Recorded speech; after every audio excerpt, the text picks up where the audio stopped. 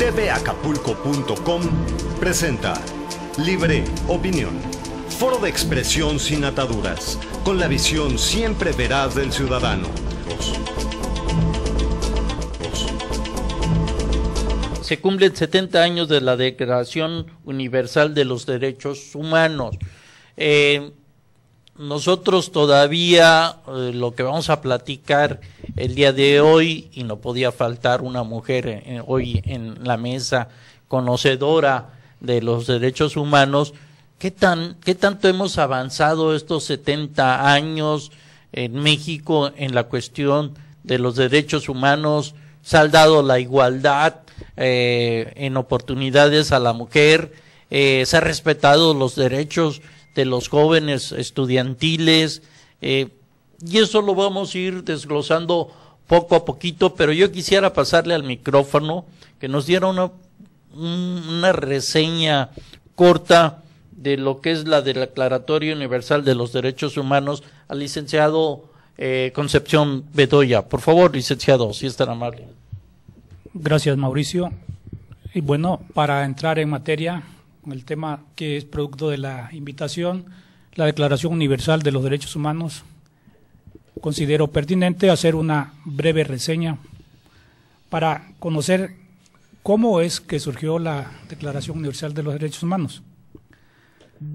Entonces tenemos que a lo largo de la historia, los conflictos, ya sean guerras o levantamientos populares, se han producido a menudo como reacción a un tratamiento inhumano y a la injusticia.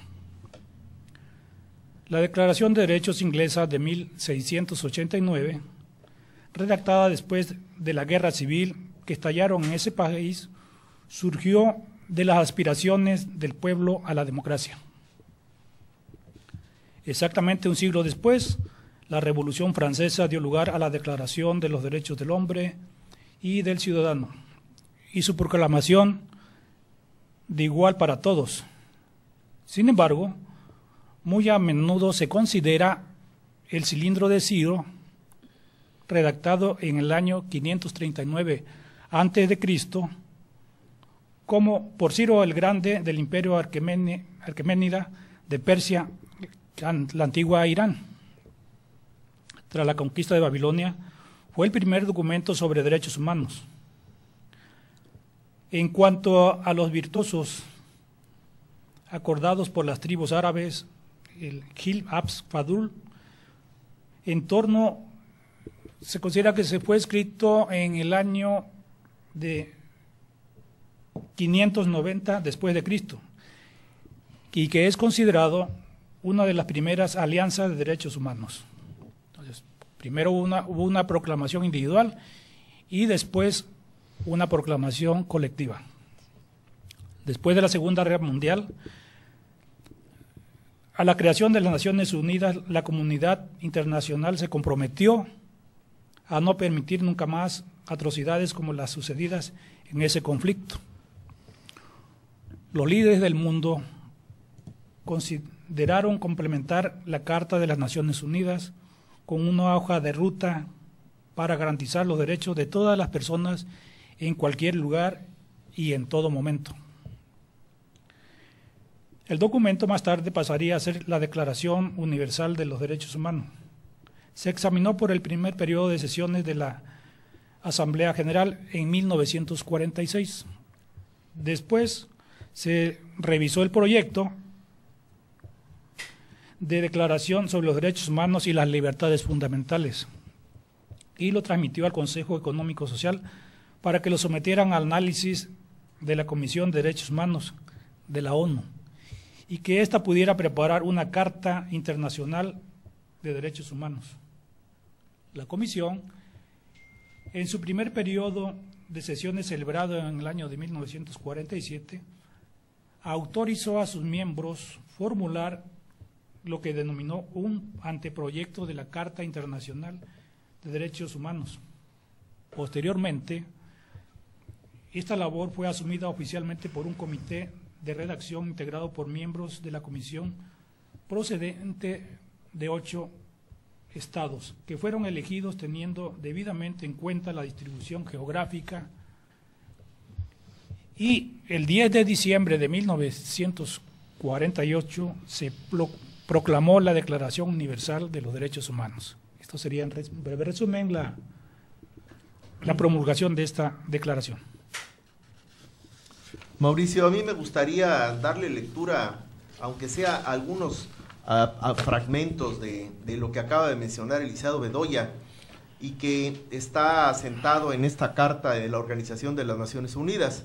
Y dice, considerando que la libertad, porque esto nos va a ayudar a entender todo, considerando que la libertad, la justicia y la paz en el mundo tienen por base el reconocimiento de la dignidad intrínseca de los derechos iguales e inalienables de todos los miembros de la familia humana, considerando que el desconocimiento y el menosprecio de los derechos humanos han originado actos de barbarie ultrajantes para la conciencia de la humanidad y que se ha proclamado como la aspiración más elevada del hombre, el advenimiento de un mundo en el que los seres humanos, liberados del temor y de la miseria, disfruten de la libertad de palabra y de la libertad de creencias, considerando esencial que los derechos humanos sean protegidos por un régimen de derecho, a fin de que el hombre no se vea compelido al supremo recurso de la rebelión contra la tiranía y la opresión, considerando también esencial promover el desarrollo de relaciones amistosas entre las naciones, considerando que los pueblos de las Naciones Unidas han reafirmado en la Carta su fe en los derechos fundamentales del hombre, en la dignidad y el valor de la persona humana y en la igualdad de los derechos de hombres y mujeres, y se han declarado resueltos a promover el progreso social y a elevar el nivel de vida dentro de un concepto más amplio de libertad, considerando que los Estados miembros se han comprometido a asegurar, en cooperación con la Organización de las Naciones Unidas, el respeto universal y efectivo a los derechos y libertades fundamentales del hombre. Y, por último, considerando que una concepción común de estos derechos y libertades es la de mayor importancia para el pleno cumplimiento de dicho compromiso. Ahí está la estructura fundamental, el esqueleto, está el cimiento de todos los derechos humanos que se han ido adecuando e interpretando de acuerdo a las ideologías y a las culturas de cada país y de cada sociedad. Acaba de decir algo muy cierto, doctor, la cultura. Creo que en México, a criterio propio, estamos todavía en un embrión en cuestión de los derechos humanos, pero para eso quisiera ayudarle la palabra a la licenciada Pilar Vadillo, si tengo razón o no en esa cuestión de que todavía siento que es un embrión al lado de otros países, de que sí tienen la libertad de creencia, sí tienen la libertad y la igualdad, como lo estaba leyendo aquí nuestro doctor, del desarrollo, la dignidad.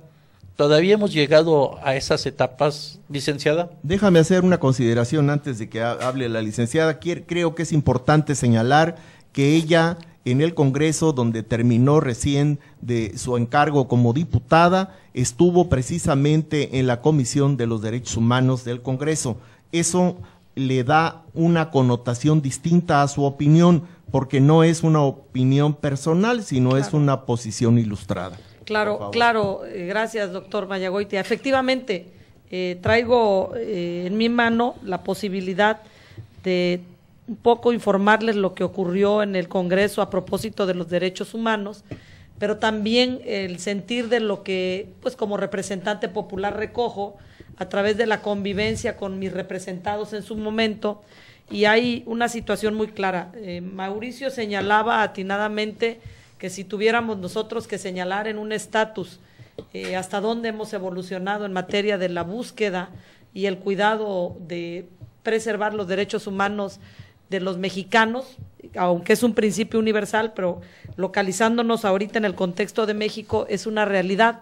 Estamos nosotros luchando por faltas tremendas que se cometen con respecto a los derechos humanos que son universales, y yo creo que la situación que prevalece en el país nos lleva a vivir una crisis en el manejo y el cuidado de los mismos, que no tiene el mismo grado de gravedad en otros países más avanzados como Suiza. Evocabas hace rato los países del primer mundo, y efectivamente está impregnado el tema de los derechos humanos, la defensa y el entendimiento de qué son y cómo se procura preservar el derecho humano, pues desde la óptica de un país en subdesarrollo, de un país donde poco se lee, de un país en el que el propio concepto de esta situación tiene una óptica muy parcial.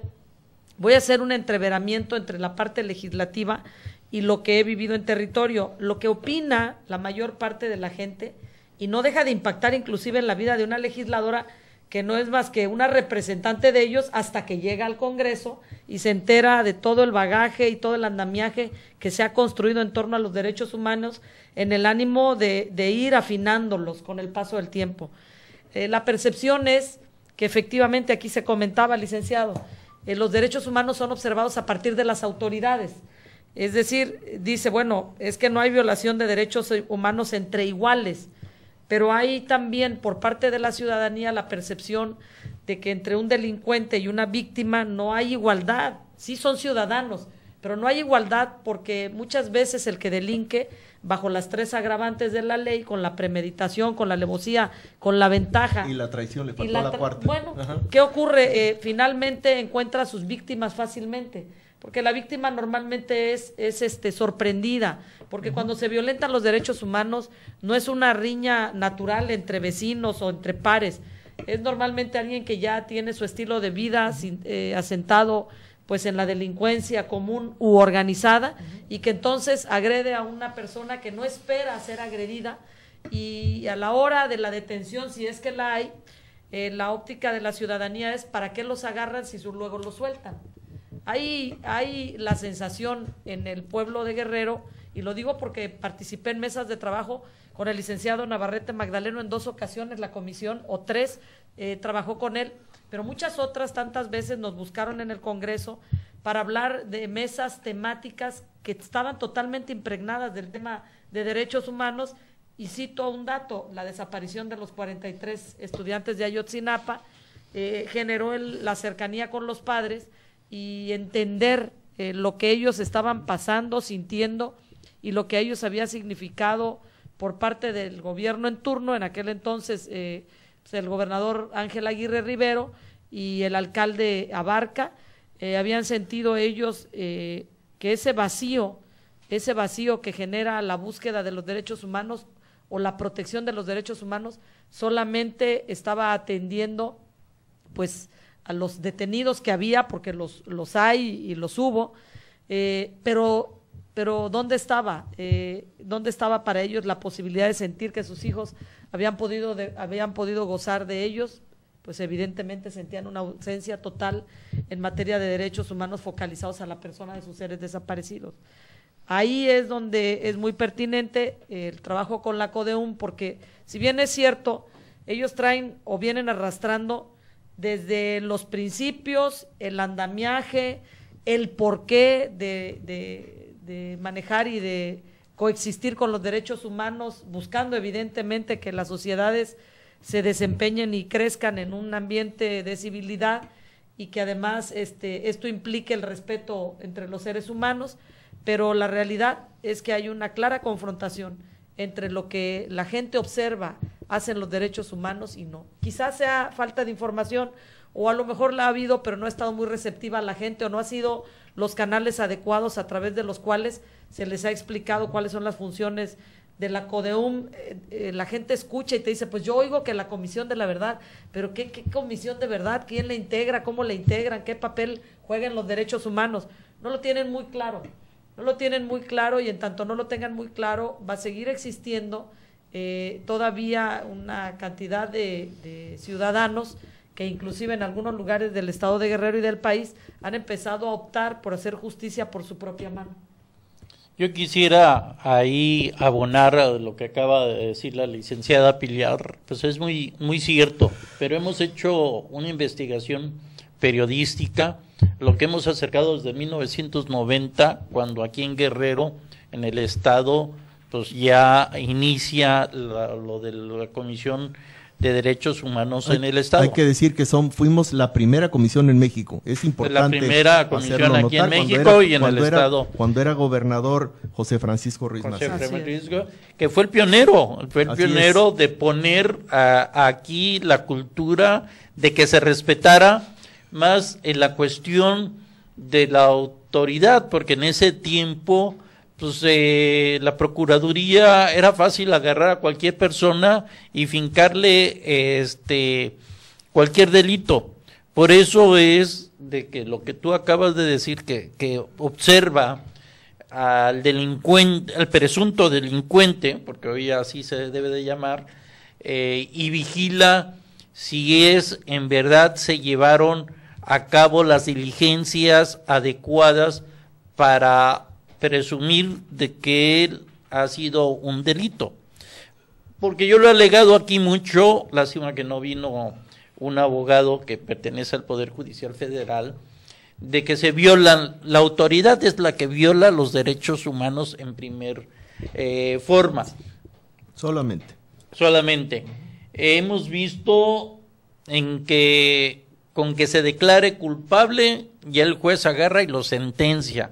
Y hemos visto que de atrás de una declaración de culpabilidad es porque hubo una tortura.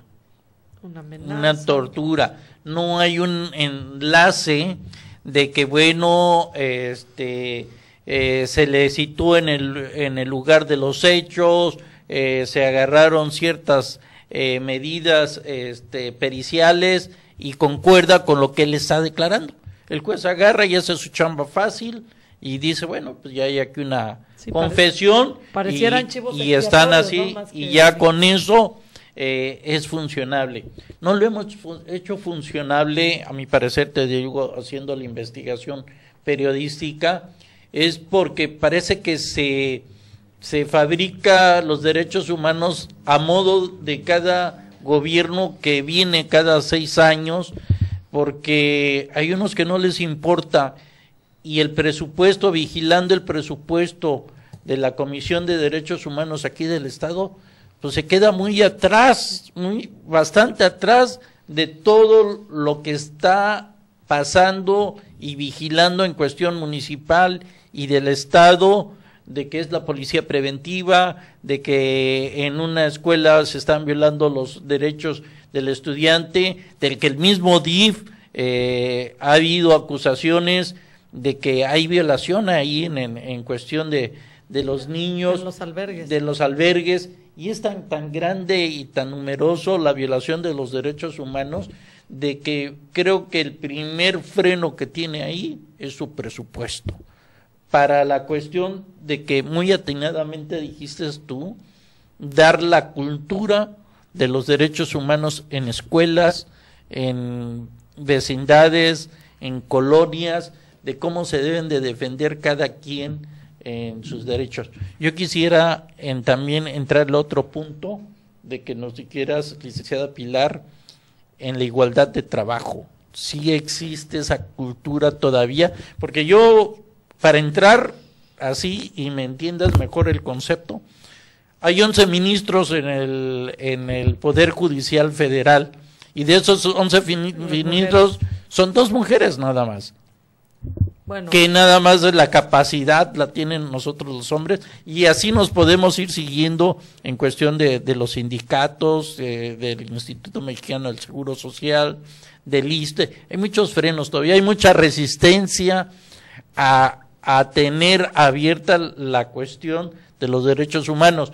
El nuevo presidente estaba viendo su discurso del sábado, hablaba de libertades, hablaba de un desarrollo, pero no hablaba cómo se iba a establecer los derechos humanos. Nunca dijo esa palabra este gobernante de los derechos humanos, cómo se iba parece que tienen miedo de decidir y de hablar de que tenemos derechos humanos y estamos obligados a denunciar y a hacer que se respete.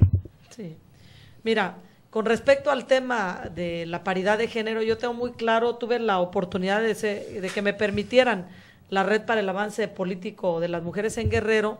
Es una red multipartidaria en la que todas las mujeres empezamos a entender, pues a través de las mujeres, de las intelectuales, las que arrastran el lápiz, las que investigan, las que reconocen lo que se ha hablado y se ha pactado en la CEDAW, las que tienen los argumentos para poder dar la pelea que nos ha permitido avanzar, si no lograr la paridad, por lo menos sí acercarnos más que nunca a la paridad de género, pues no obedece a una dádiva de los caballeros, lo digo con el respeto de la gran mayoría, aquí la única mujer soy yo, pero la realidad es que tiene un matiz muy distinto el tema de la disparidad de género. El problema es que este fenómeno de la desigualdad o discriminación contra las mujeres, para poder participar del ámbito público en cualquiera de las esferas en la que te quieras desempeñar, pero finalmente en la vida productiva tiene que ver más con un antecedente de carácter cultural más que doloso. Yo se lo digo a las mujeres porque de repente, yo no sé si es mi tono de voz o mi manera de actuar, pues te ven un poco ruda y dicen con esta y piensan que Pilar Vadillo trae como bandera de defensa el estilo de Paquita la del barrio o de Lupita D'Alessio. Le digo, no, ¿sabes qué? Sin odio porque las que salimos a ganarnos la vida, las que luchamos, yo he sido docente por 15 años en el Colegio de Bachilleres y hoy, bueno, he corrido la suerte de poder participar en política, pero soy una mujer productiva económicamente y cuando te vuelves productiva también dimensionas el sacrificio y el esfuerzo que históricamente han hecho los varones por sostener la economía de su hogar y te obliga a eso, a reconocer que no es fácil. No era fácil para un hombre cuando la planificación familiar no existía, darle de comer a 10, 12 bocas, estoy hablando de los hijos, estoy hablando de la mamá, quizá que viuda iba a vivir ahí, de 2 o 3 personas que pudieran ir a ayudar a la mujer con 15 hijos, de él mismo y de la esposa, no era una tarea sencilla, pero finalmente lo que ocurrió es que cuando fue evolucionando esta sociedad, la mujer supo entender su nuevo papel y su nuevo papel tenía que ver con no despegarse de de lo que siempre había sido su tarea, el tema doméstico, el cuidado de la familia, de los hijos, del hogar, y salir a buscar el complemento del ingreso económico a la casa. Ella lo entendió muy bien, estoy hablando hoy en tercera persona y soy parte yo de ese género, pero eso lo supimos, una infinidad de mujeres, de manera formal o informal, han obtenido un ingreso y lo llevan a casa, pero el varón no ha sentido la necesidad, en un gran porcentaje, de también volverse copartícipe de las labores domésticas que no denigran a ningún varón. Parece que el varón solamente con el paso del tiempo empieza a entender que él mismo es víctima de esa formación que tenía muchos tabúes, de esa formación que no le permitía, a lo mejor tenía la intención de ser solidario, pero obedeciendo a la instrucción y a la formación, a la crianza que las mujeres les dimos, pues permanecían al margen del cuidado de los hijos y entonces, ¿qué ha ocurrido? Que gracias a este grupo de feministas que se han ilustrado, que traen la ley en la mano, que empezaron a participar en la política, que se hicieron legisladoras, empezaron a abrirse los conductos de a de veras para poder transitar a una paridad todavía no perfecta, pero sí muy cercana al 50% que representamos. Y lo digo generosamente porque quien observe un padrón electoral o quien observe los datos del INEGI, el dato del padrón electoral te dice que las mujeres somos el 52% del padrón. Así es decir, somos el 52% y el otro 48% lo parimos. Entonces, debiéramos tener o ser mucho más fuertes. Yo no estoy hablando de una paridad que lastime, de decir, dicen es que es la proporción, no, si fuera la proporción, claro, en cuanto a los dos géneros que existen, sí, claro. Porque si fuera numéricamente, entonces tendríamos que decir que por cada 10 legisladores, 6 debieran ser mujeres y 4 debieran ser varones. Hay una violación a los derechos humanos implícita en cualquier tipo de discriminación, ya sea por raza, por preferencia sexual, por credo y no se diga por condición de género. Que solo porque seas mujer el mismo trabajo se te pague de distinta manera, no. No ocurre así con las legisladoras, ahí sí no, porque ahí a ese espacio llegamos algunas que somos a lo mejor más aguerridas para dar la pelea, que hemos recogido argumentos, que también hemos venido de un lugar y de condiciones que nos han favorecido para crecer políticamente. Yo presumo tener en mi esposo un aliado, mientras hay hombres que disfrazan su misoginia y el temor a que la mujer pueda ingresar dinero a la casa y a lo mejor si ya gana ya no me aguanta o no aguanta la violencia que yo ejerza sobre ello, porque pues, una mujer independiente, una mujer empoderada, una mujer capaz de ganarse la vida, es una mujer que permanece con un varón solo por amor, no puede esconder otro motivo para estar con él. Alguien me lo decía y hay bromas que te hacen tus propios compañeros diputados. Un compañero diputado me dijo cuando resultamos electas, dice, oye, no vayas a dejar a Lalo. Y le dije, no, espérame, perdón por la palabra. Le dije, no, cabrón, aquí el que lleva 5 matrimonios eres tú, no yo. O sea, mejor te doy el consejo yo, no dejes a tu última mujer, ¿no? Claro. Y en ese entendido, pues Pilar Vadillo ha transitado en canales muy atinados, muy asertivos. A mí nunca me ha incomodado que mi asesor sea un varón, que mi esposo pues también sea otro de mis asesores y que podamos nosotros construir hoy una ruta de crecimiento no solamente para Pilar Vadillo, sino para las generaciones venideras. Y evidentemente los derechos humanos son una cobija tan grande que si supiéramos utilizarla, si se entendiera la magnitud de la importancia de velar por los intereses de los o más bien por los derechos humanos de cualquier ciudadano, entonces estaríamos tejiendo una nueva sociedad, la que aspiramos a ser algún día. De acuerdo. Yo quisiera preguntarle al licenciado Bedoya, de lo que ha escuchado por parte de nosotros, ¿cuál es el reto que enfrenta la Comisión de los Derechos Humanos ante toda esta problemática, principalmente en la que apuntaba la licenciada Vadillo, el sentir, porque yo vi que estaba dando el sentir de la ciudadanía de que los derechos humanos protegen más a los delincuentes que a la propia ciudadanía? Bien, gracias Mauricio. Como dijiste al principio, esto es de libre opinión y cada quien tiene su percepción de acuerdo al principio de libre albedrío.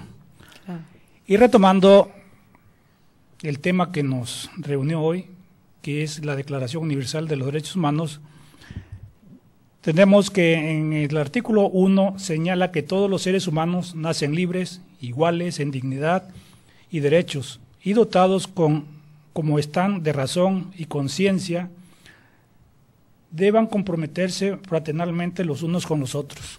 Entonces, cuando una persona solicita la intervención de la Comisión de los Derechos Humanos por presuntas violaciones que le causan agravios de un acto de autoridad, los servidores públicos de la Comisión no van a prejuzgar si es cierto o es mentira. Tiene que escuchar al ciudadano e iniciar la queja si es procedente. Entonces, porque si estamos partiendo de un principio de igualdad, que todos somos iguales ante la ley, nacemos libres e iguales en dignidad y en derechos, entonces no hay cavidad para primero investigar los antecedentes del ciudadano y después considerar si procede o no su queja. Porque también sujetándonos al principio o a la Declaración de la Declaración Universal de los Derechos Humanos, en su artículo 11 nos dice que toda persona acusada de delito tiene derecho a que se presuma su inocencia mientras no se pruebe su culpabilidad conforme a la ley y en un juicio público con el que se haya asegurado todas las garantías necesarias para su defensa. Entonces, de acuerdo a la reforma constitucional de 2011, en donde se estableció el juicio penal acusatorio, prevalece la presunción de inocencia y no podemos prejuzgar, reitero, disculpen que soy reiterativo en esa situación, de que si una persona merece la atención o no. La ley nos impone la obligación de atender al ciudadano que solicite la intervención de la Comisión de Derechos Humanos. De la investigación y del procedimiento que siga, se determinará si le asiste la razón o no. Porque de acuerdo al derecho a la legalidad, también otro principio de la Declaración Universal de los Derechos Humanos es que nadie será objeto de injerencias arbitrarias en su vida privada, su familia, su domicilio o su correspondencia, ni ataques a su honra, a su reputación. Toda persona tiene derecho a la protección de la ley contra tales injerencias o ataques. Entonces, debe prevalecer el principio de inocencia. Entonces, al respecto, hay una ley que rige a la comisión, también un reglamento que regula su actuación interna y además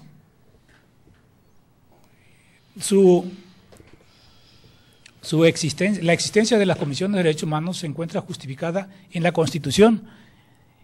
Si la ciudadanía tiene una percepción de que únicamente se atiende de la denuncia de los delincuentes, es porque ellos hacen valer o tratan de hacer valer sus derechos que la propia ley establece para ellos. Y además, que de acuerdo al artículo 1, párrafo 3 de la Constitución, establece que todas las autoridades en el ámbito de sus respectivas competencias respetarán y promoverán los derechos humanos como los establecidos en la Constitución. Entonces, es una obligación, no una dádiva que le van a hacer o un regalo que le van a otorgar a los ciudadanos, sino que deben de cumplir con el mandato constitucional y además sujetar su actuación a lo que establece la Ley de Responsabilidad de los Servidores Públicos para los del Estado y de los municipios. Si efectivamente una persona imputada de un delito es consignada ante el juez y el juez determina que no se reunieron los requisitos previstos en la ley durante la integración de la carpeta de investigación, lo tiene que poner en libertad, porque si no estaría conculcando garantías individuales o derechos humanos de la persona imputada. Sí, aunque hay situaciones, y me voy a ir a las situaciones extremas, efectivamente, por eso la presunción de algún delito, ¿no? De inocencia, y no juzgarlo como culpable hasta en tanto no se compruebe lo que se dice. Pero se ha encontrado infraganti algún delincuente, o sea, recién matando a alguien, y la verdad es que lo cuidan como con algodones. Esa es la queja de la ciudadanía, eso es lo que observa la ciudadanía. O sea, él no pierde ni aún probando el delito, no pierde el cuidado de sus derechos. Ese es el enorme reto que yo veo, no solamente como ex legisladora y como representante popular, que me siento más representante popular, porque es un estatus del que no me despojo cada 3 años. Está implícito en mi persona el ser representante popular desde que yo decidí participar en política, pero la percepción sigue siendo la misma. El gran reto es, ¿y cómo cuidar? Yo creo que la Comisión de Derechos Humanos tiene el gran reto de hacer cada vez más perfectible y perfeccionar su presencia en el mundo, en el cuidado de las garantías o de los derechos que tenemos como seres humanos todos, pero sí hay ese enorme vacío, sí lo hay, porque te lo han dicho.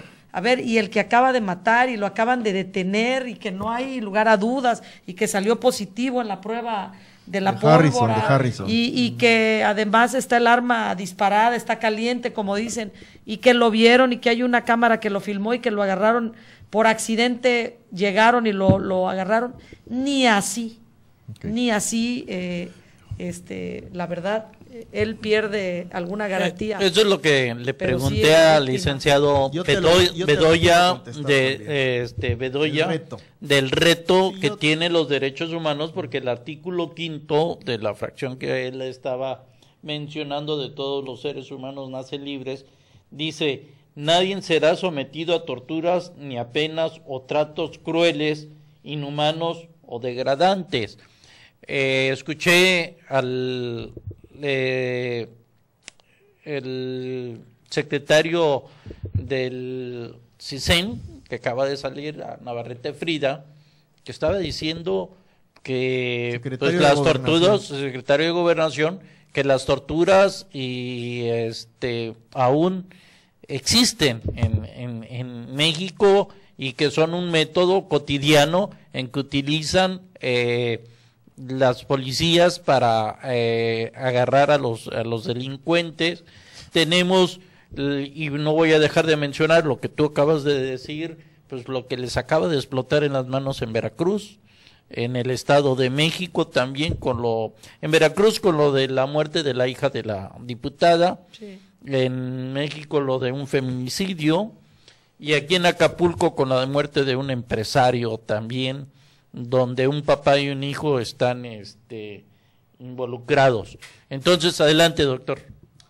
Bien, yo te voy a contestar, Mauricio. Yo siento que el reto que tiene la Comisión de los Derechos Humanos, y no nada más la estatal y la nacional y las delegaciones, es la información.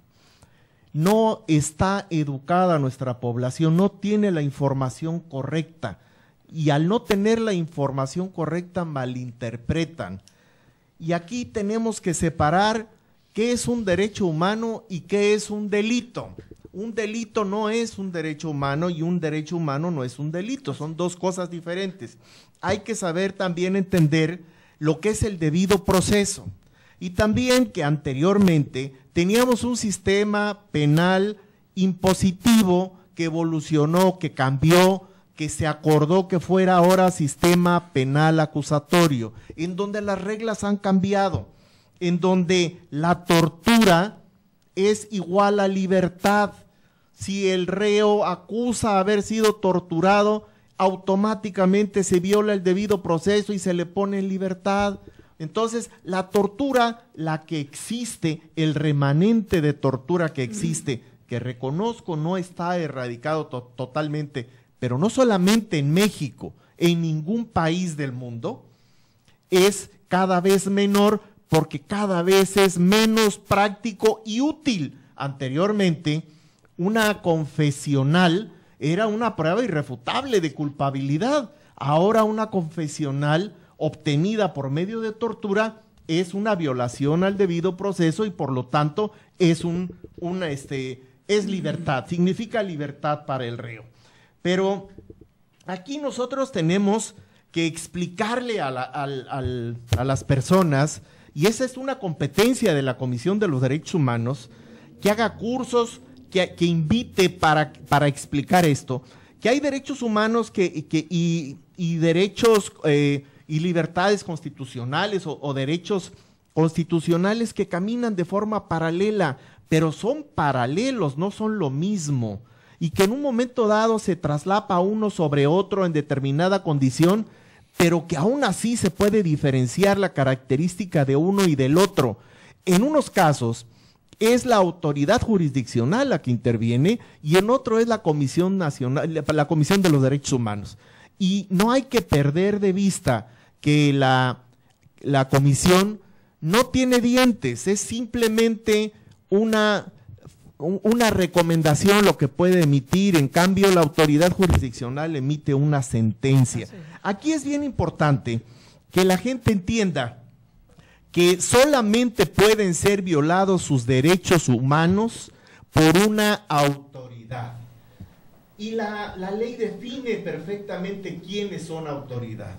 Y ha habido algunos casos, y lo toco y lo menciono en relación a la práctica docente que usted ha mencionado y que yo también ejercí durante 18 años, en donde el director de la escuela pues se consideraba como una autoridad escolar, pero no como una autoridad para fines de jurisdiccionales, y sin embargo la Suprema Corte emitió ya una sentencia en donde reconoce a los directores de las escuelas como autoridades, por lo tanto sí son sujetos que pueden violar los derechos humanos de los maestros y de cualquier otro que esté bajo su rango.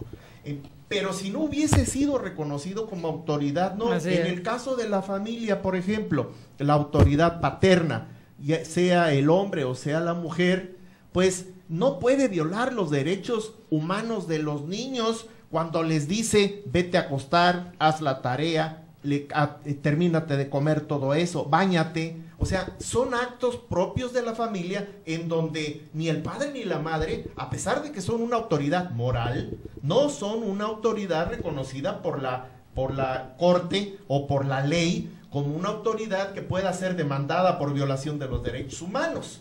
¿Ya? Sí pueden cometer delitos. El padre puede matar al hijo, él puede violar a la hija. O sea, sí se pueden cometer delitos, pero no violación a los derechos humanos. Entonces aquí es muy importante entender esto, porque es difícil para quien no está acostumbrado a los términos y para quien no tiene una visión general. Es por lo tanto obligación de la comisión hacerle saber a los ciudadanos cómo es que opera y por qué opera, y entonces esa mala interpretación de que la comisión nada más se dedica a cuidar a los delincuentes, pues que no puede cuidar a la víctima porque la víctima no es sujeto de autoridad. La víctima tiene que someter su caso a un proceso jurisdiccional ante la autoridad respectiva con un abogado o si se puede defender solo, pero son condiciones distintas, mientras que la autoridad aprende al sujeto sospechoso, al presunto, y bien decía Mauricio, que como novedad, a pesar de que en el otro sistema penal impositivo ya existía, no se reconocía, en este nuevo sistema penal acusatorio, todos somos inocentes hasta que no se pruebe lo contrario. Ahora bien, existen dos tipos de verdades, y esto lo tenemos que dejar muy claro. Es que yo vi que lo mató, sí, esa es la verdad real. Pruébelo, esa es la verdad legal. La verdad legal es la que se puede probar ante autoridad jurisdiccional, léase juez. La verdad real es lo que pasó, pero si no se puede probar, no se puede someter y no se puede entonces tampoco imponer una sanción. Son los vacíos de siempre, entonces. No, es la interpretación, no es un vacío, no es un vacío porque esto existe en todas las sociedades. O sea, aquí la carga de la prueba es para el que acusa. Entonces, si yo digo que el señor me robó, yo tengo que probar que me robó, no porque mi palabra, o llevar un testigo hace prueba simple, 2 hace prueba plena, etcétera, ¿verdad? Bien, pero tenemos que satisfacer las condiciones impuestas por la ley en un juicio que sea apegado al proceso, y si ahí logramos probar con todos los mecanismos mencionados en la ley que nuestro dicho es el cierto, pues entonces esa será la verdad legal que tendrá que ser motivada, que tendrá como consecuencia una sentencia, una emisión de sentencia. Sí, entendiendo que no es un procurador de justicia, pues la Comisión de los Derechos Humanos, ¿no? Finalmente. Pero yo me refiero a cualquier sujeto, o sea, si alguien me trata de matar, yo tengo que probar que me trató de matar, aunque de hecho sí lo haya tratado de hacer. Así es. Pero yo no puedo llegar con mi dicho nada más, porque imagínese usted cuánta gente estaría involucrada en dimes y diretes y la autoridad estuviese loca. De por sí tienen sobrecarga de trabajo los tribunales federales, bueno, los federales y los locales también. Pero en otro contexto, pues sería verdaderamente aterrorizante, ¿no? Así es. Ahora, perdón, déjame terminar. Tenemos que llegar a los juicios orales. Eso es algo que es muy importante dejar en claro. Cuando se aceptó el nuevo sistema penal acusatorio, y esto es muy importante decirlo y remarcarlo, se les dieron 8 años a todos los estados de la República para que construyeran los edificios con las condiciones estipuladas para poder llevar los juicios orales. Se les dio un presupuesto de miles de millones de pesos para que mandaran a la policía a prepararse y dejaran de ser policía de garrote y policía de tortura y fueran verdaderamente una policía investigadora. ¿Y qué hicieron los gobernadores en esos 8 años? Muy pocos. En muy pocos estados de la República aplicaron el recurso de manera correcta. Los demás no hicieron nada, pero el dinero no aparece. Entonces, sí hay una corresponsabilidad y esto sucede porque no existe una ley lo suficientemente clara como para evitar que la situación esta del desvío de fondos, el ejercicio indebido de un derecho, todo eso se pueda implementar de manera fácil para poder, sin tener que llegar obviamente a un juicio de procedencia para desaforar a alguien, ¿no? Sino que sea más fácil. Doctor, eso es lo que comenté al principio, que era uno de los retos más grandes de la comisión, dando la investigación, era el con cuánto contaba de presupuesto la Comisión de Derechos Humanos del Estado de Guerrero para todas estas tipos de culturas, violaciones que se están dando. Dice que todos tenemos derecho y libertad a la igualdad y al derecho. No es cierto. Por ejemplo, un policía agarra y somete y necesita poner la fuerza necesaria a un delincuente, luego someten y quitan o hacen un lado sin paga al policía. Hoy lo vi en los noticieros nacionales donde cuenta la historia de que un maestro está sometiendo a un alumno y pues ponen donde sí es rudo y lo está sometiendo porque pues el niño quiere desbaratarlo completamente, pero ya el maestro fue apartado de sus actividades y sin paga porque pues se defendió porque el alumno lo agredió. O sea, no entra una investigación de lleno, de fondo, y luego se buscan culpables cuando no estamos hablando de que no son presuntos culpables, y luego ciertos como maestros y policías, pues parece que son carne de cañón. Pues sí, licenciado Bedoya, por favor. Gracias, Mauricio. Aclarar un punto donde decía la señora Pilar que cuando una persona es detenida en flagrancia o por un orden de aprehensión, de presención, son tratados con algodones. Bueno, la Constitución, el artículo 19, les impone a todos los servidores públicos encargados de hacer cumplir la ley que todo maltratamiento en la aprehensión o en las prisiones, toda molestia que se infiera sin motivo legal, son abusos que serán corregidos por las leyes y reprimidos por la autoridad. Entonces... Sí, no, yo no cuestiono lo que la ley dice, lo entiendo. Yo solamente estoy interpretando y trayendo al micrófono lo que la gente opina con respecto a que, bueno, dice, oye, los tratan como si hubieran ido al parque, no como si acabara de matar a una persona y lo hubieran visto matándola. A eso voy. O sea, el desequilibrio que la sociedad observa en el cuidado de los derechos humanos, a lo mejor tiene que ver más con un sentimiento que con un razonamiento legal. Yo no cuestiono, entiendo perfectamente el enfoque de la Comisión de los Derechos Humanos, lo entiendo. Entiendo que en los países avanzados, por situaciones menos relevantes o menos abruptas, es que los derechos humanos trabajan.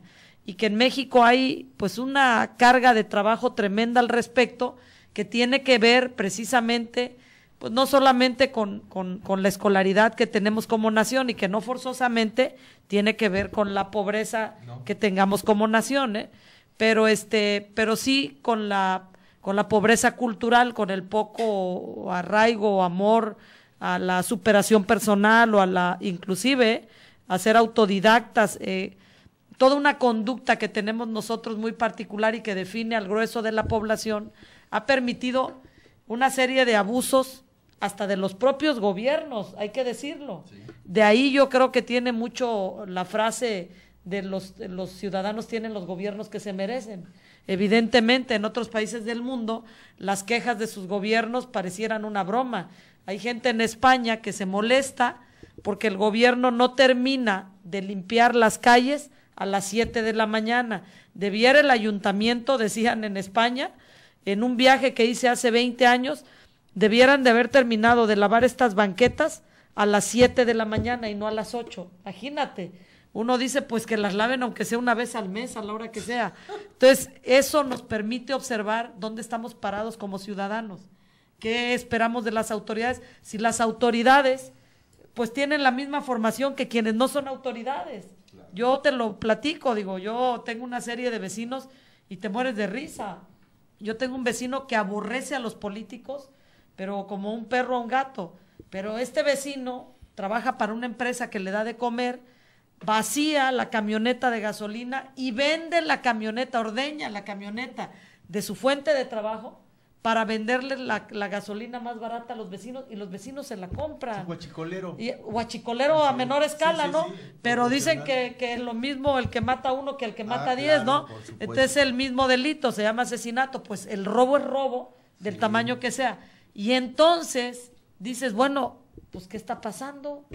Pues si los que gobiernan son como mi vecino, si a mi vecino lo pusieran a gobernar, pues se llevaba la diana a su casa. Sí. Entonces es toda la cultura, toda la conducta, toda la manera de ser, y yo lo digo a propósito de los gobiernos, porque la gente hoy, y lo hablo, pues somos partido de oposición ahora, dicen es que las cosas deben de cambiar y todos debemos de participar del cambio. Le digo, sí, pero así debió haber sido también con los otros gobiernos. Claro. Como ciudadanos debimos tener también intención de cambio, y de cambio no quiere decir solapar a las autoridades, no, sino saber exigirles a las autoridades que cumplan con su trabajo, con lo que ellos solicitaron, con obtener la demanda de ciudadana para poderle dar respuesta.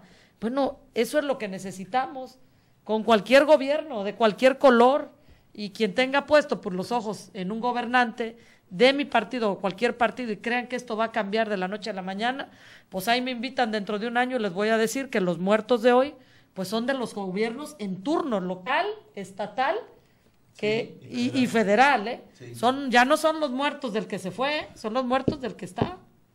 Y entonces es donde tú entiendes que ni los derechos humanos, ni los gobiernos, ni ningún otro tema que permita la sana convivencia va a florecer en tanto la sociedad no participe. Primero se informe adecuadamente, luego participe y enseguida haga valer los temas de su interés. Podemos estar de acuerdo en que los derechos humanos en México están en un contexto inacabado, están en un proceso de perfección, están inconclusos. Bueno, pero también podemos y debemos reconocer que es algo que nos falta como nación. Y yo veo aquí una nota que me alarma y por eso quiero compartirla con ustedes, en donde dice que en el Senado de la República, y esta nota es de hace unos días, el grupo parlamentario del Partido del Trabajo presentará una iniciativa para crear la Defensoría del Pueblo en sustitución de la Comisión Nacional de los Derechos Humanos, como una instancia, dicen ellos, más eficiente, cercana a la ciudadanía y comprometida con los derechos e intereses del pueblo. Pero no en lugar de la CODEUM. Ven, aquí ellos están pensando sustituir una cosa con la otra, cuando acabamos de decir que los delitos son una cosa y la violación de los derechos humanos son otra, aunque hay momentos en que se traslapan ambos, pero no dejan de perder su propia identidad. Aquí prácticamente ellos echan todo a la olla y hacen una gran paella. Bueno, el poder corrompe y el absoluto más. ¿Por dónde va el tema? Por el control del poder absoluto. Mira, Hoy por la mañana estaba yo desayunando y se acercó una chica reportera a mí y me dijo, oye, ¿qué te parece lo que pretenden presentar en materia de comunicación?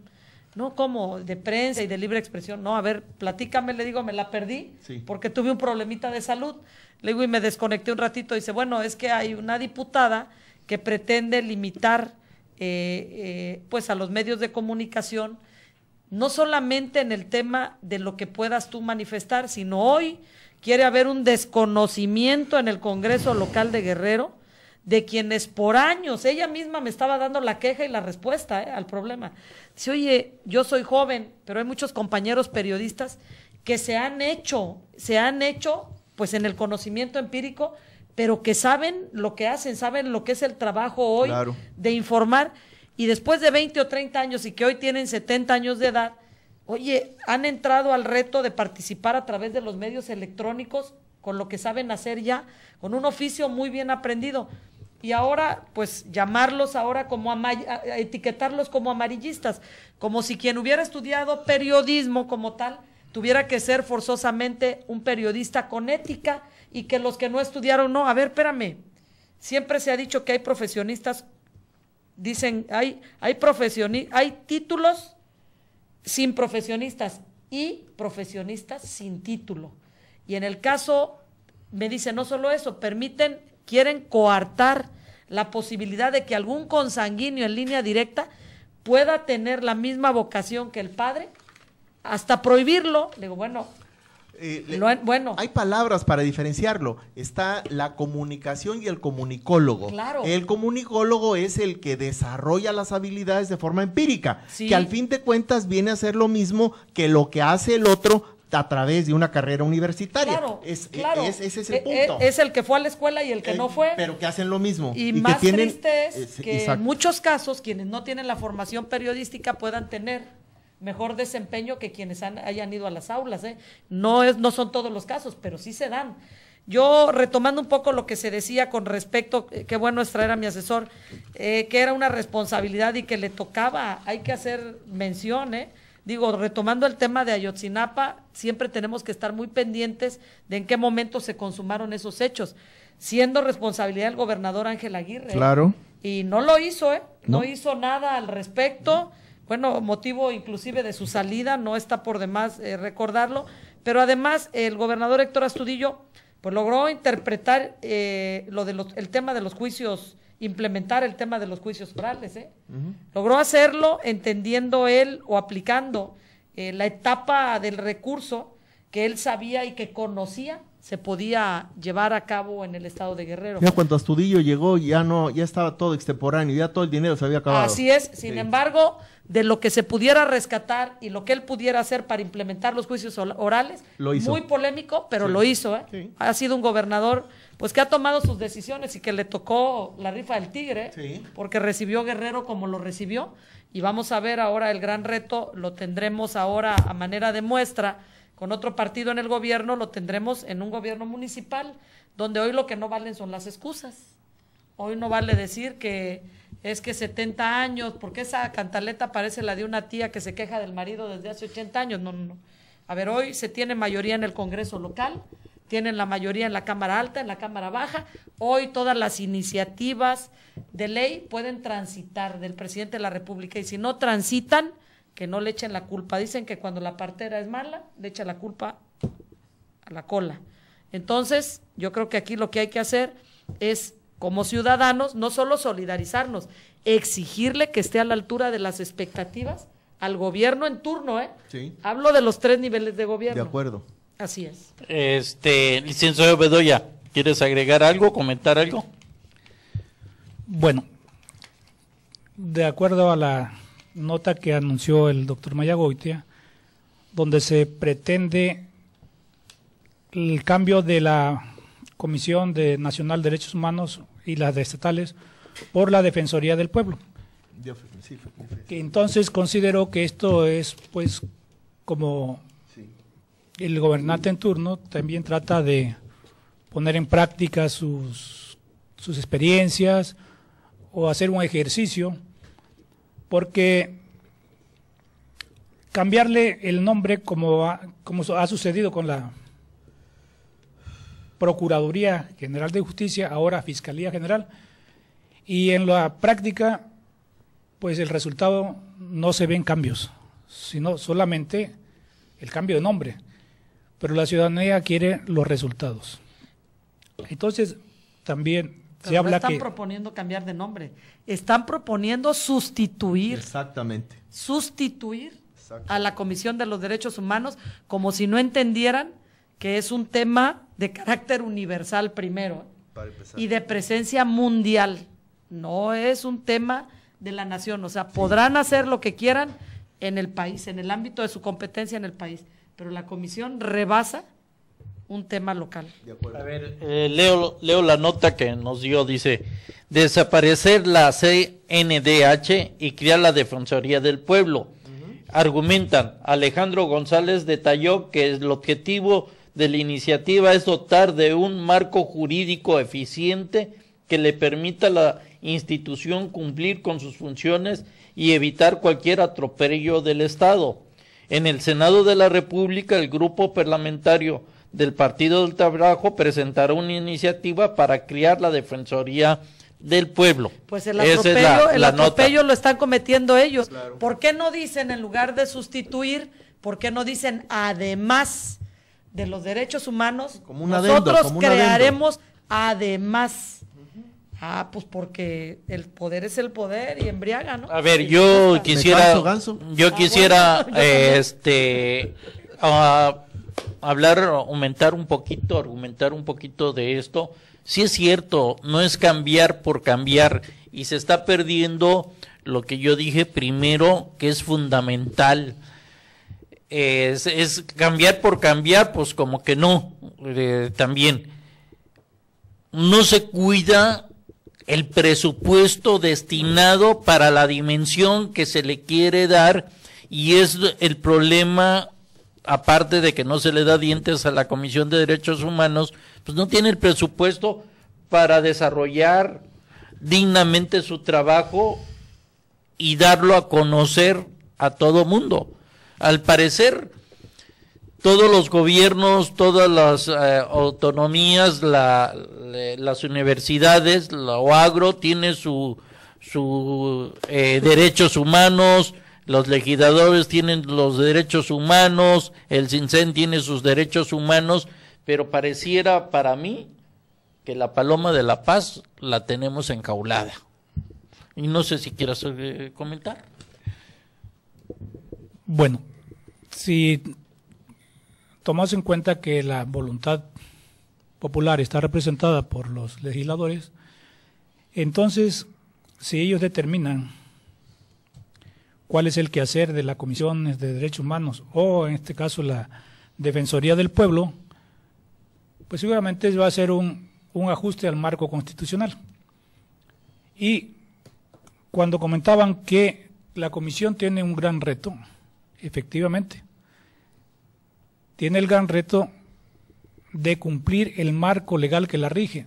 No se puede extralimitar y únicamente sujetar su actuación a lo que la Constitución General le señala, que es ser garante, vigilante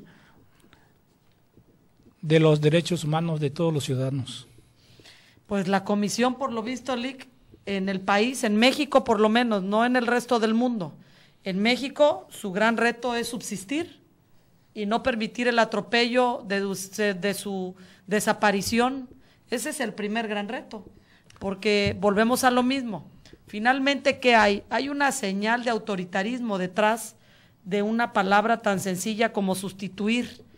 Hay además una señal hasta de manoseo por algún recurso que se pretenda dar en apoyo a la Comisión de los Derechos Humanos.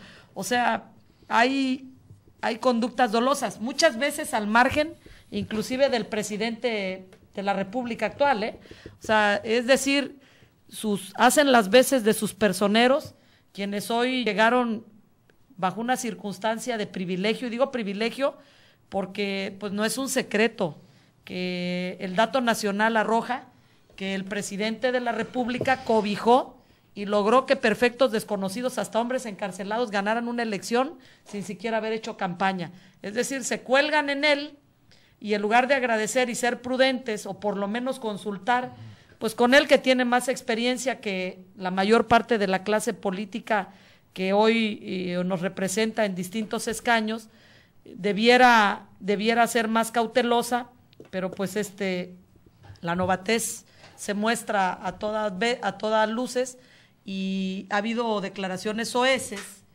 que ha tenido que luego contravenir gente más allegada al presidente de la República y deslindarse de toda clase de conductas o de participación de quienes hoy ostentan las siglas de un partido que ni han militado, recientemente militaron para contender, que salieron hoy electos a través de Andrés Manuel López Obrador y que han tomado una conducta que poco apoya la figura de un hombre que se dice pretende transformar este país.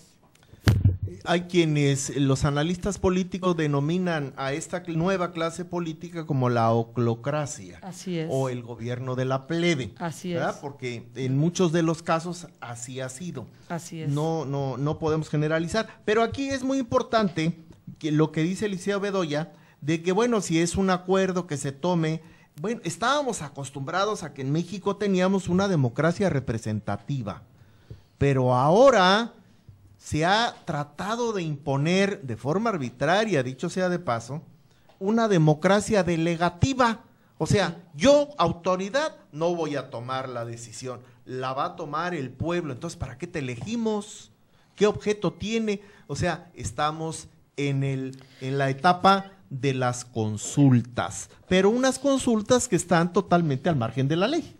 Y amañadas, porque ¿por qué no se somete a consulta si deseamos o no que baje el precio de la gasolina, que fue una oferta de campaña, que existe en los videos donde se ofreció, no detenerla como ahora dicen, el aumento, sino bajarla? Así es. O sea, mejor una disculpa y decir se me fue la boca, y una cosa es la campaña y otra es entrar en funciones. Yo creo que eso sería un poco más lo que la gente espera de este gobierno, ¿no? Que se te hable con la verdad. Hay una situación que quiero poner sobre la mesa. Acabo de decir que parece que la paloma de la paz de los derechos humanos está enjaulada. Sí. Hubo una polémica hace unos años atrás cuando presentó la terna para ministros de la Suprema Corte, donde estaba Tomás Medina Mora y Casas, donde la Comisión Nacional de Derechos Humanos se oponía a que estuviera como ministro esta persona, como candidato, como candidato, por la forma en que él se condujo como Procurador General de la República del 2006 al 2009, como Secretario de Seguridad Pública del 2005 al 2006 y del CINSEN como del 2000 al 2005, donde tenía pues ahora sí quejas o recomendaciones ante los derechos humanos. ¿Quién escuchó esto? Entonces los legisladores al parecer no tomaron estos antecedentes de la Comisión de Derechos Humanos y los seleccionaron. Los propios legisladores. Que son recomendaciones, Mauricio. Sí, no son recomendaciones, son recomendaciones, pero son como antecedentes. Son como antecedentes, como cuando va uno a la escuela y aunque yo tenga 10 en matemáticas y en español, pero en conducta no lo puedes comparar. Tengo 5, no lo puedes comparar. Pues en la escuela dice, bueno, pues ahí en la escuela son valores categóricos. Sí. Que todos afectan. Aquí es una recomendación. Yo te recomiendo, Mauricio, que la próxima vez te compres otros lentes. Si te los compras o no te los compras, es estupendo. Es igualito a los exhortos en materia legislativa. Exactamente. Pero bueno, entonces, ¿cambiamos o no cambiamos a la Comisión de Derechos Humanos? Lo que tenemos que hacer sí es cambiar, pero cambiar la forma en la que está estructurada la comisión en relación a las recomendaciones. Por eso decía yo, es una comisión sin dientes. Vamos a darles dientes, vamos a darles, si no una sentencia, por lo menos que emitan un laudo para cuestiones laborales, ¿no? Que emitan un laudo. El laudo tiene mucho más efecto legal, mucho más carga legal que una recomendación, sin ser sentencia, para no comparar y para que no compita la comisión con la Suprema Corte y con las instituciones establecidas. Voy a preguntarle algo al licenciado Bedoya. Cuando una recomendación no se acepta, ¿cuáles son las vías que tiene la Comisión de Derechos Humanos para que se respete esa recomendación? ¿Cuáles son las vías? Bueno, únicamente se le da vista al Congreso para que llamen a cuentas al servidor público destinatario de la recomendación para que manifieste sus argumentos por la negativa de la no aceptación de la recomendación. Y ahí queda. A ver, licenciada Pilar, ahora sí nos acaba de contestar el visitador, el licenciado Bedoya, el visitador, dice que cuando se hace una recomendación y no se acata, se va al Congreso. ¿Cuál sería ya la cuestión del Congreso? Tampoco el Congreso es el aparato de justicia, no es un órgano sancionador. Así es. No tiene facultades. ¿Qué puede hacer el Congreso? Generar un exhorto. Nada más. O sea, seguimos con las llamadas a misa. El valor de una recomendación de los derechos humanos se estriba fundamentalmente en dos cosas. En la primera, en la propia estructura, porque para recomendar tiene que fundamentar, y en esa fundamentación está el valor de la recomendación, y en segundo lugar, el valor de quien la escuche y la acate. Sí. Eso es todo. Casualmente quien transgrede los derechos humanos de otro ciudadano normalmente sabe. Ni siquiera, bueno, es hasta una burla para ellos. Voy a poner la denuncia con los derechos humanos. Ponla, hombre. O sea, no les genera ningún temor por la falta de dientes que tiene la CODEUM para poder actuar. Siguen existiendo las violaciones que transgreden los derechos humanos. Tenemos el arraigo.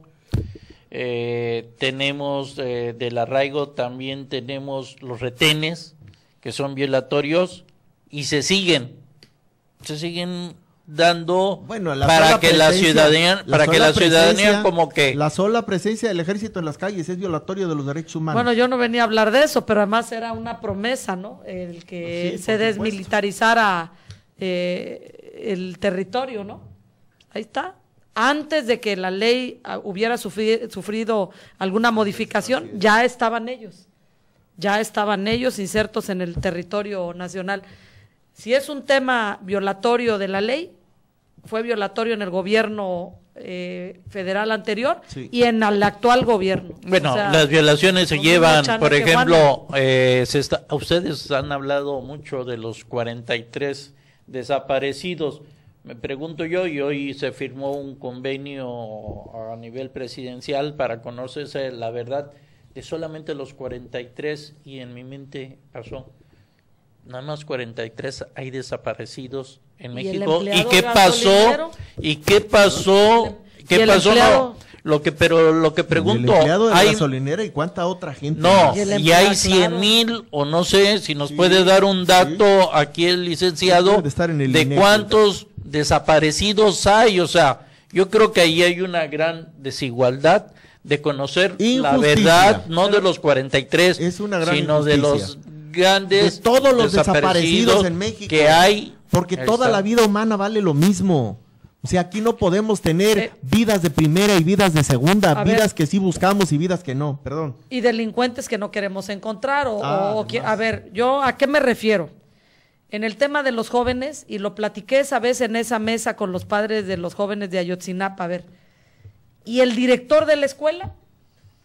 La autoridad de la escuela, que está reconocida como autoridad, ¿bajo qué situación permitió la salida de los jóvenes a esas horas de la noche, cuando a esas horas de la noche no estaban ellos en horario de escuela, ni había una actividad que justificara la salida de los jóvenes a esa hora? A ver, ¿dónde está la responsabilidad en él? Y la responsabilidad de quienes incendiaron la gasolinera en la que murió un padre de familia que se estaba ganando la vida por el que nadie ha desfilado, por el que nadie ha tomado casetas, ni han caído en la situación pues del saqueo, ni de robar un autobús. No, la exigencia de justicia cuando se transforma en vandalismo deja mucho que decir, porque entonces tiene otros matices políticos, tiene como el deseo de la desestabilización, más que el de la búsqueda de la verdad. Por supuesto. Claro que hay que encontrar la verdad, hay que saber qué pasó con esos muchachos, pero el primero que tenía que haber dado cuenta de esa situación era el alcalde de ese municipio. Que está preso. Y actos, pero nada más. Sí. Pero finalmente no hemos podido obtener de él una versión, una declaración congruente ante las pruebas de comunicación que hubo con respecto a lo que ocurría con los jóvenes, y tampoco pasa nada con el exgobernador. Fue destituido, sí pues, pero no aportó ningún elemento de prueba, era la autoridad responsable en el estado. De acuerdo. Yo preguntaría aquí en esta mesa también, porque se nos va el tiempo, tenemos 120 minutos y parece que son 20 minutos. También el de los policías. El de los policías los sacan a la calle, no tienen herramientas, se les acusa de corrupción, pero ellos tienen que comprar su uniforme, les dan un arma, pero no les dan balas. A muchos les recortan su gasolina.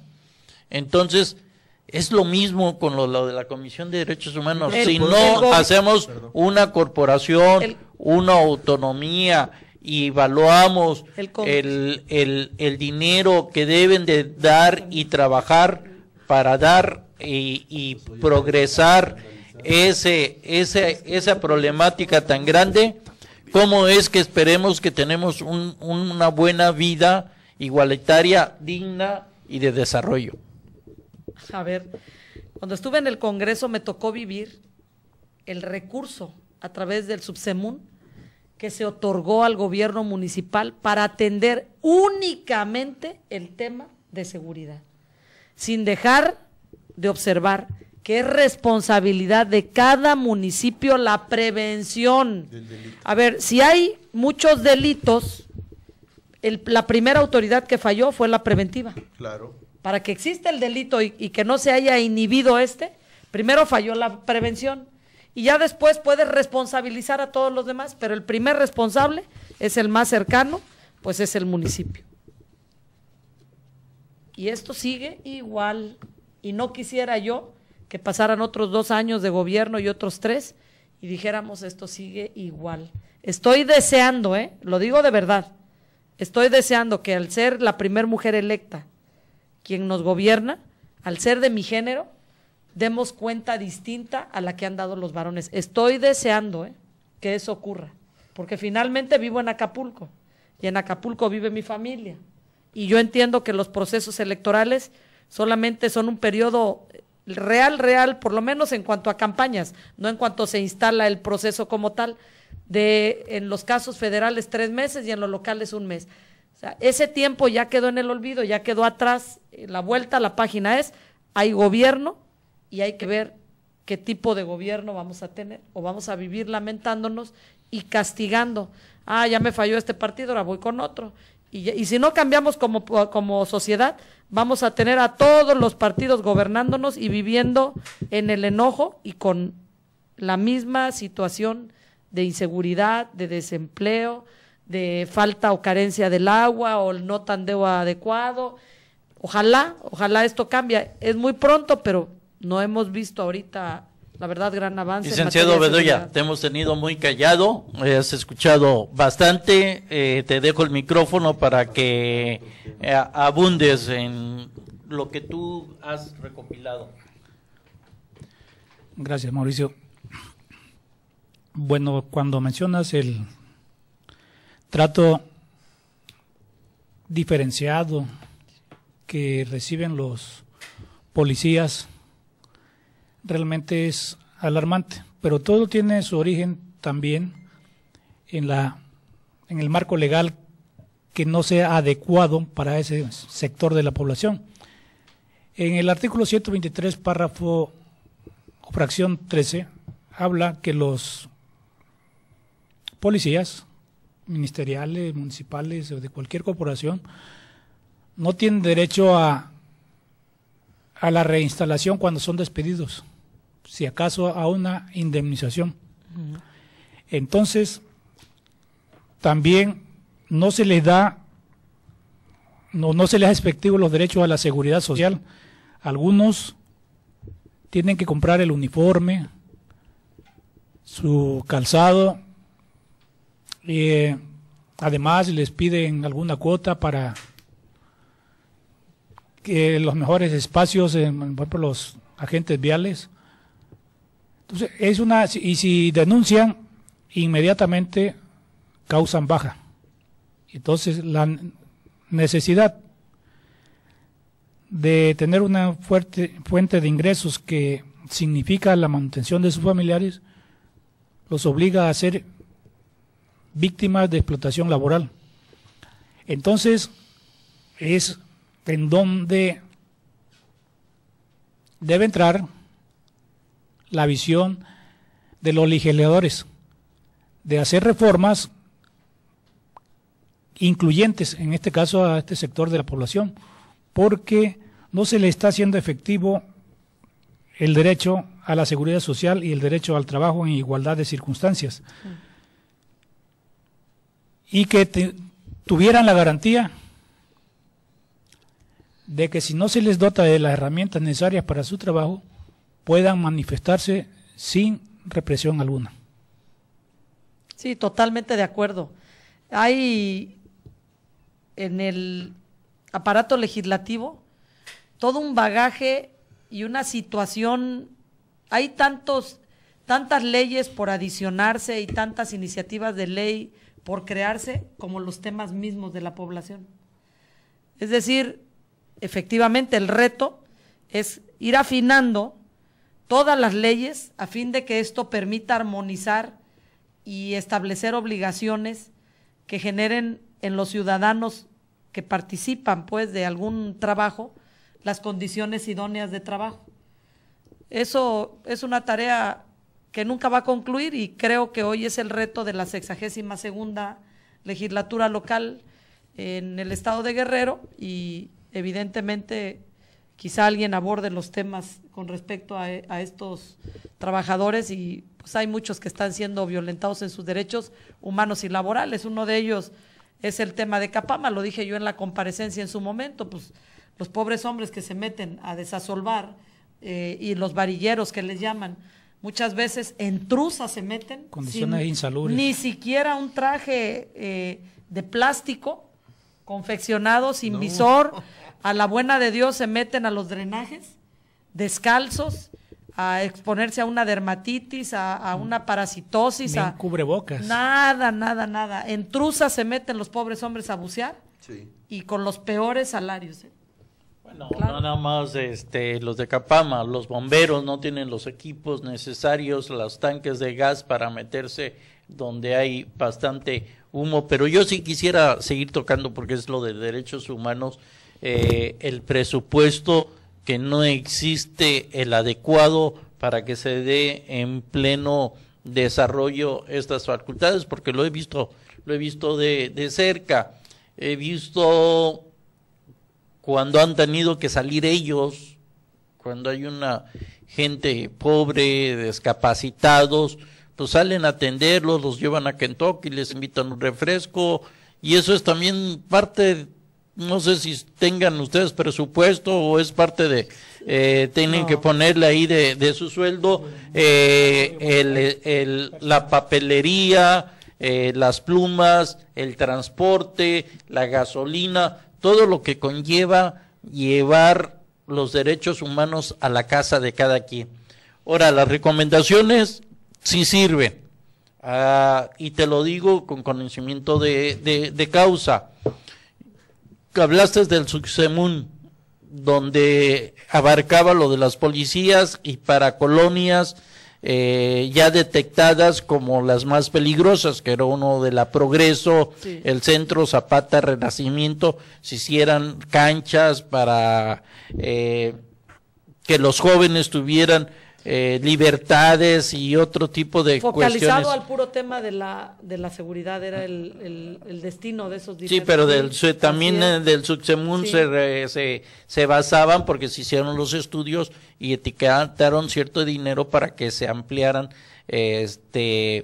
los deporte, cosas así, espacios recreativos, que exactamente. se consideraban de prevención del delito. Yo agarré y donde vive tu servidor, estábamos etiquetados para que se nos ampliara ahí un espacio recreativo que nosotros colonos pues estábamos ahí echándole cemento y cosas así cuando teníamos un recurso. Hice la petición al presidente Walton, a Cedesol, y me pusieron una de trabas, primero que no estaba etiquetado ese lugar.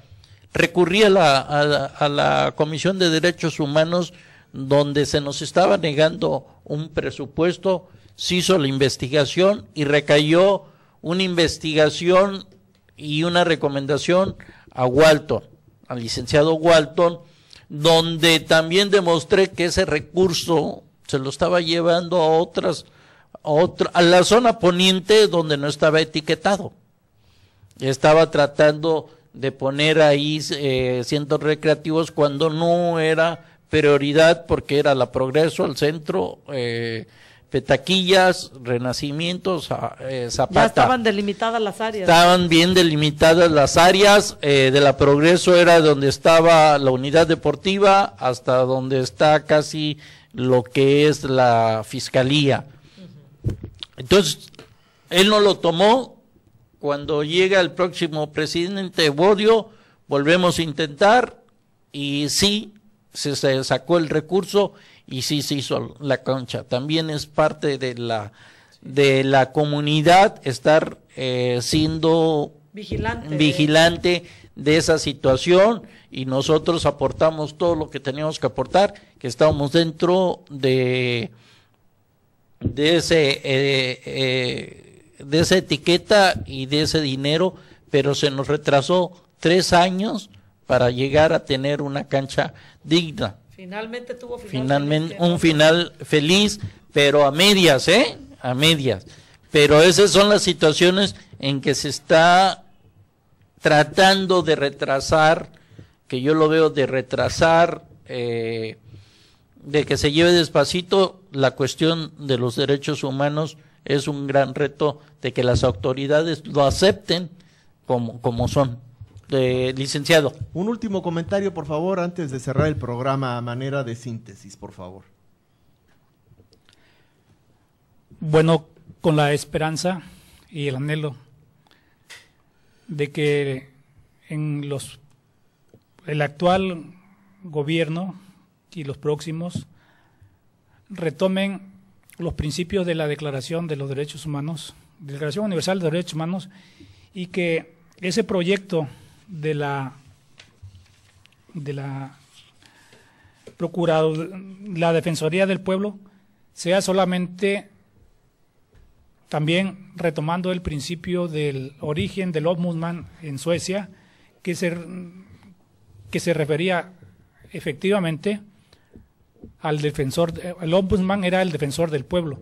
Entonces yo creo que va en ese sentido y ojalá que no me equivoque para que no haya tanta controversia y que se siga perfeccionando la legislación en todo lo que beneficie a la ciudadanía.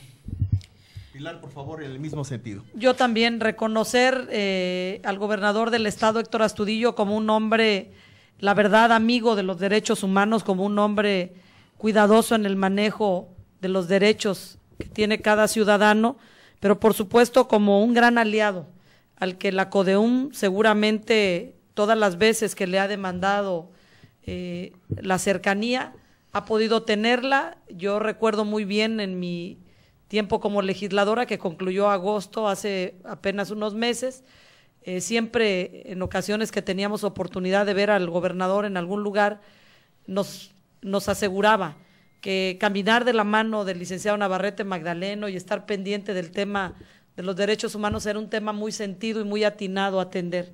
Entonces, esperando lo mismo que el licenciado, que termine de afinarse toda la óptica de los derechos humanos, que termine de perfeccionarse, de entender que hay un tremendo rezago entre lo que pretendemos en el estado de Guerrero alcanzar a través de este órgano de carácter internacional en relación a otros países, y que ese rezago solamente se combate en tanto tengamos la información mejor focalizada, pero que también como ciudadanos seamos más receptivos y, como dice Mauricio, también siendo más respetuosos de figuras como la CODEUM por el bien de todos.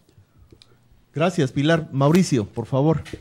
Sí, creo que la afinación venir del Poder Ejecutivo, del Legislativo, del Judicial, mientras ellos no atiendan, porque acabamos de leer que ya están ahí las leyes de lo que se debe de respetar, de lo que se debe de llevar, que es la dignidad, es el desarrollo, las oportunidades, de eso nos habla la ley de derechos humanos, y mientras eso no lo respeten y no se haga llegar y proporcionar económicamente a esta potencia que es los de derechos humanos, como lo he estado diciendo en los últimos 10 minutos, tenemos una paloma de la paz enjaulada, y si no hay y si es que se trata de hacer el cambio por el cambio nada más, pues vamos en un retroceso que se dio desde 1990, serán que 30 años, más o menos, 28 años, que dimos un gran paso, y parece que eso, pues ahorita vamos hacia atrás. Ojalá no pase esto. Muchas gracias, Mauricio.